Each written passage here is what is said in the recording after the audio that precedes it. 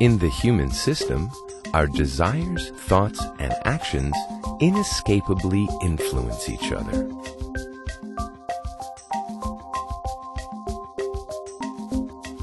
This law connects all individuals at every level at all times.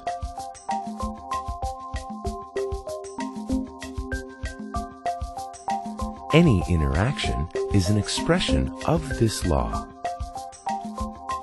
When an individual is focused on self-interest, it forces the others to do the same, creating conflicts within the system. These conflicts are amplified at the global level.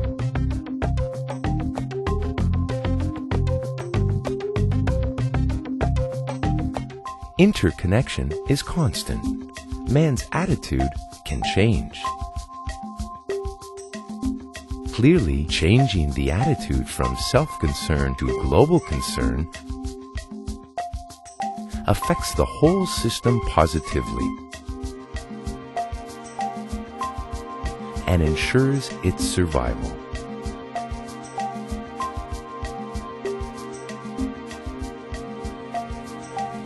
This is the law of interdependency. But at the end of the day, we all have bigger problems, right?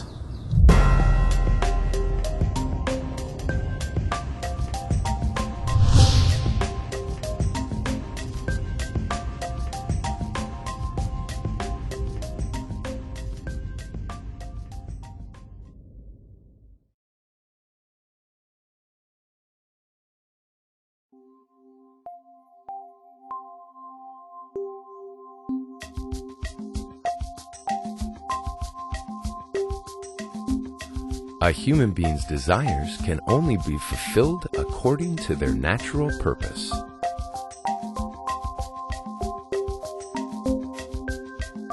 An individual has physical desires and social desires.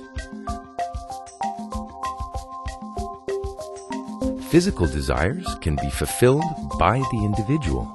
Their purpose is survival.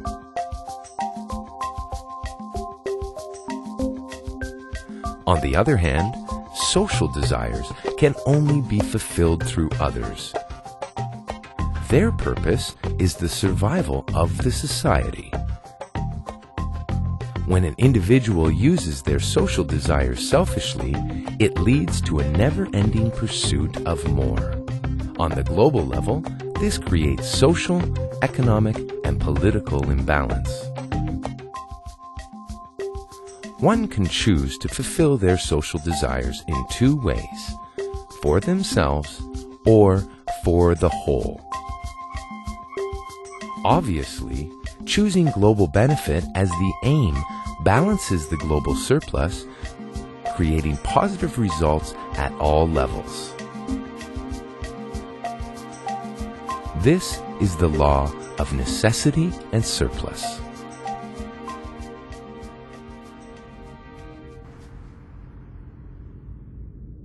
But the sad thing is, we're all addicted to the surplus.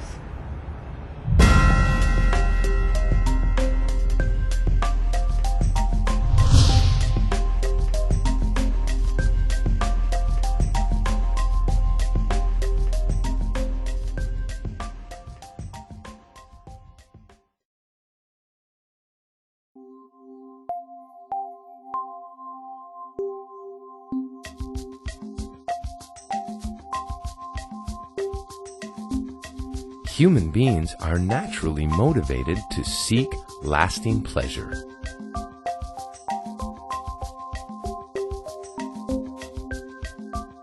However, when their desires meet the pleasure, the desires are gradually extinguished.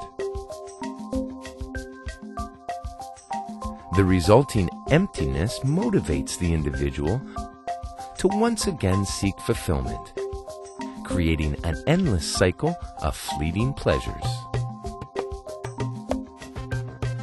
Exhausted by this cycle, an individual is forced to seek an entirely new and different motivation for fulfillment. This can only be found outside of the regular selfish fulfillment. It is the motivation to fulfill others. When this motivation meets our global reality, the opportunities for pleasure are unlimited, extinguishing the emptiness of modern life.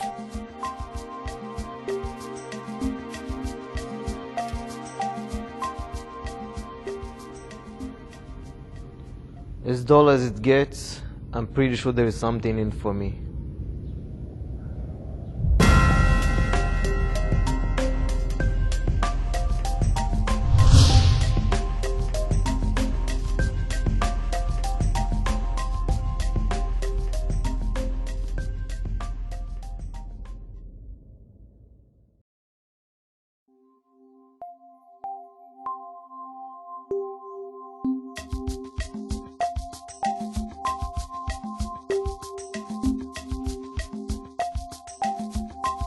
The end result of an action is already contained in the initial thought.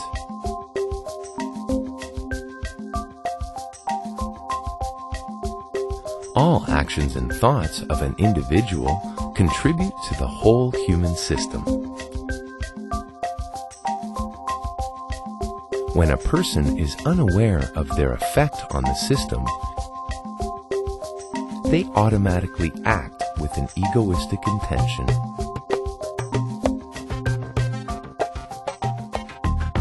When these intentions are combined, they are naturally in conflict. At the global level, these crises reveal the initial thoughts behind our actions. Becoming aware of these egoistic thoughts, the individuals can then consciously determine the purpose of their actions.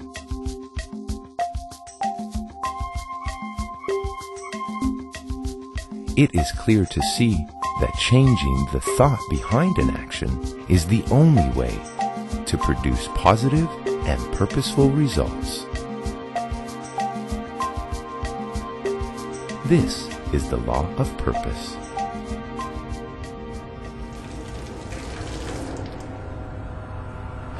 Unfortunately, no one ever looks at their intentions.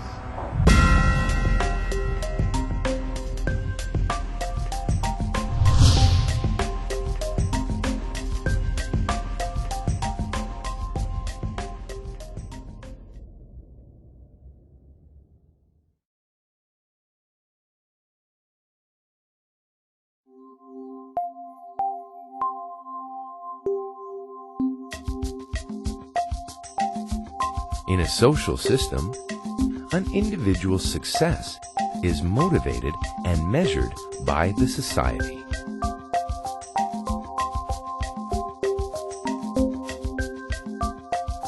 The individual is constantly working to fulfill the goals of society. Being unaware of this dynamic, the individual attributes the accomplishments to oneself. This egoistic perception isolates individuals from each other, making them unaware of how they affect the whole system. At the global level, this creates crises in all realms of life, threatening the very survival of the whole. These crises help form a new perception, wherein the individual considers the success of society equal to his own. This change in perception provides the correct motivation for all individuals and the survival and prosperity of the whole.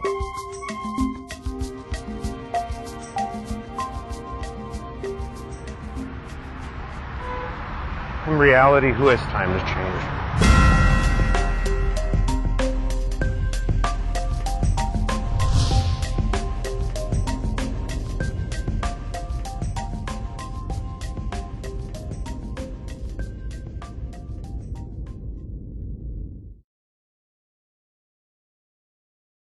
Who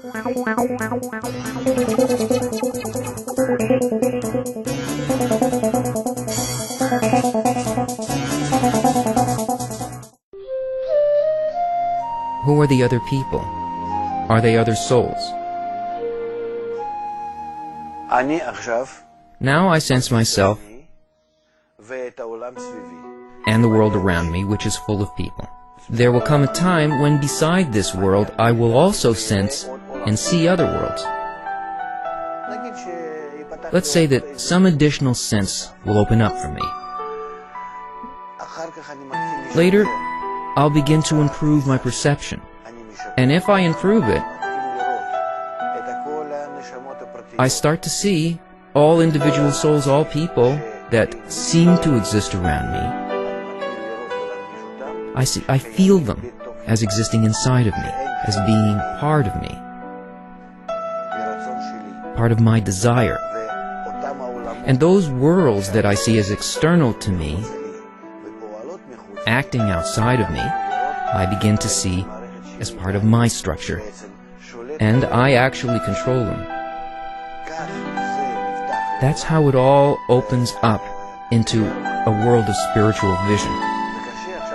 It's hard for us to explain that now, but very gradually we can develop this by learning an additional sense of vision. We can take this additional sense and expand the range of our vision, and we can see these things. And then it won't be such a wonder. But now, when we still have no sensation and perception of it, it's very hard to imagine this.